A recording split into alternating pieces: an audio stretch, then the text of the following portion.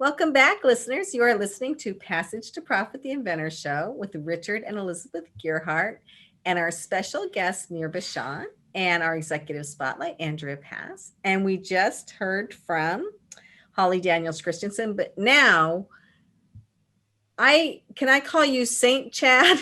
Chad Blecker is just really helping people a lot with what he's doing, and he's doing it in a really effective way. So I'm not going to say any more. I'm just going to let him explain. Hi, Chad. Hi, everybody. So, I opened up a company to help not only seniors, but to also help people with special needs. I am one thing that's very serendipitous on this show specifically is the passion. I'm driven by passion. Just to go back a little bit, I'll give you just a little background about me. When my mother was 43 years old, she was deemed terminally ill, and she was given 3 to 6 months to live. It's a story of hope because she lived for 7 years, and we were on borrowed time. But it ended up being a situation where my family was the recipient of hospice and of home care and all that stuff, and it shifted my entire family's trajectory and path. My father opened up a home care company. We functioned for the last 20 years with my dad's home care company. We all ended up getting involved at some level. At the end of my career with Seniors in Place, I'd been there for 14 years as a case manager, making a very big difference in our seniors' lives, helping them champion the things that me and my family dealt with personally. You know, but what you guys don't know is in the beginning of my career, I functioned as a project manager for construction. I owned a architectural millwork company, and I did fabulous construction work. So what I did was I put both my careers together, and now I'm helping people in probably the most meaningful way I can possibly do that. I opened up right next to my family's company. We did this together so they know I'm right there in the same footprint. And what I'm doing is I'm assessing people's homes based on their conditions, on the conditions they're dealing with, and I'm helping them find solutions for mobility and accessibility. In other words, I can help people get into their house, and then I help them with the flow in their house. If they have challenges with stairs or with just the bathroom, tubs, I can remodel everything so it looks gorgeous and it doesn't look like a modified house, and yet it's totally functional and they're able to live there in a very sustainable way, on their own terms. So that's kind of what I do, but I'm driven by that same passion as every other entrepreneur on this show. That's great. I mean, that's such a worthwhile, profession, and I've never really heard of an expert in this kind of field before. So, what have been some of your most challenging situations as a professional?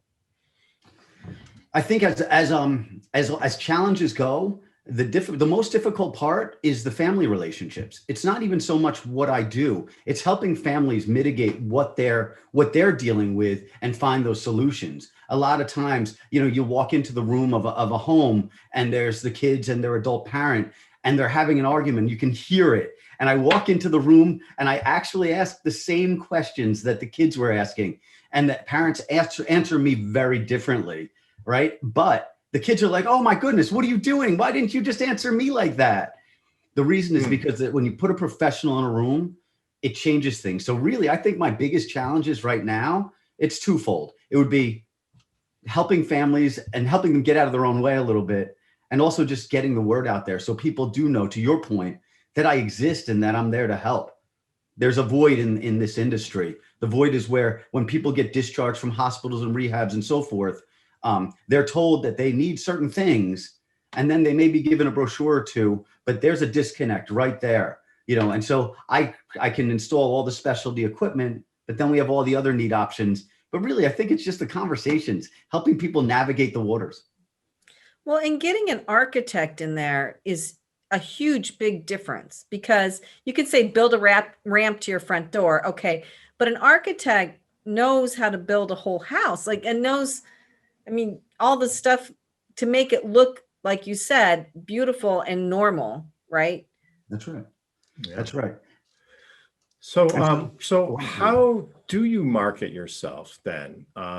It would seem like there's a tremendous need for this kind of service. There is. And you know what? This is a great venue to actually talk about it, because talking about the entrepreneurial spirit, I used to do a lot of high touch marketing where I would go into facilities, subacute rehabs, hospitals, and I would work with all of their professionals, their discharge planners, their social workers, and so forth. And we'd be able to create and chart out, a plan so we could create some sustainability for folks. But right now, things have changed a lot. So we can't just go into a facility, because if you walk to a facility and walk in the front door, you're viewed very, very, it's very uncomfortable for everyone, because everyone has strict COVID protocols, especially with our high risk folks. So now, yes, we've pivoted and I've changed my entire trajectory. I'm doing a lot more with social media. I'm doing a lot more presentations like this. Zoom has become one of my best friends. And so it really is kind of, shift and stay relevant and stay in front of people. So your website is njhomemods.com. Are you looking to expand outside of New Jersey? I am, and I do work in Pennsylvania. I do work in New Jersey, a little bit in Manhattan, or New York rather. However, my big area that I've had my biggest impact in has been New Jersey. That's where I launched. And I think it's kind of funny when I show up to a home in Pennsylvania and the family says, "You're NJ Home Mods. This is strange." I go, "Yeah, I know." Well, I like what you said too about Zoom friends. I think all my friends now are Zoom friends pretty much. It's kind of depressing in a way, but Yeah. So Nir, do you have any comments or questions? Yeah, I just wanted to, is that Skynyrd Simple Man lyrics framed behind you there? Why, yes, it is. Well done. You just went up like a notch in my book. Cheers. Yes, it is. I actually have an aunt who is an amputee. She's been an amputee for probably the last, I would say, 3 to 5 years. Obviously, psychologically, that's hugely impactful, like on the person and on the family. And recently, she just changed her whole apartment. Like she had to move from one house to another house to be on one floor so that she can, be able to even just get outside.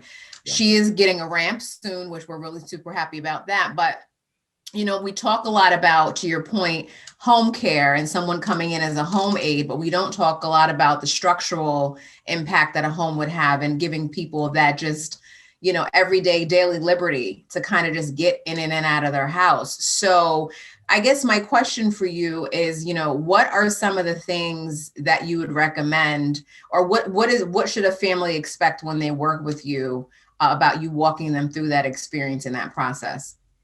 That's a great question. And you do have, when people have issues like an amputee and there's the emotional parts and everything, part of the thing, one of the things that really helps people come back from that is them finding their independence and them feeling like they're self-directing a lot of things like care, if they can get around their house, to your point. So when I meet with a family, I want to empower them. I want to empower the amputee, the person who's struggling so much, to be able to regain that independence. So for them, if I'm able to, when we approach a house, I'm looking at how do we access it? What's the accessibility? Do we need a stair lift? Do we have lots of steps? Can we get a ramp? What's the most appropriate, way into the house? And that's great to get in, but now you have to create a flow. And what makes the most sense for them? Where are their trouble areas? And so I talk to them. And just like Nir in the very beginning, when he was talking about, I listen. I ask them some very specific questions about their condition, and then I listen to where their biggest challenges are, and then I empower them by giving them real solutions for those spots.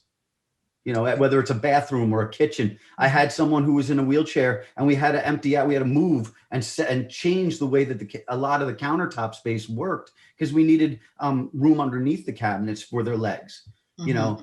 It just changes things. We had to bring the countertops down. When you can offer someone a solution so they can live in their house on their terms, mm-hmm. All of a sudden they're empowered and they feel better. It's a real liberating moment as well. And it's functional. Yeah. So I got to ask Andrea, I bet you're bursting at the seams with ideas for Chad. No, and it's fascinating, and it's something I'm dealing with right now. My parents are aging in place.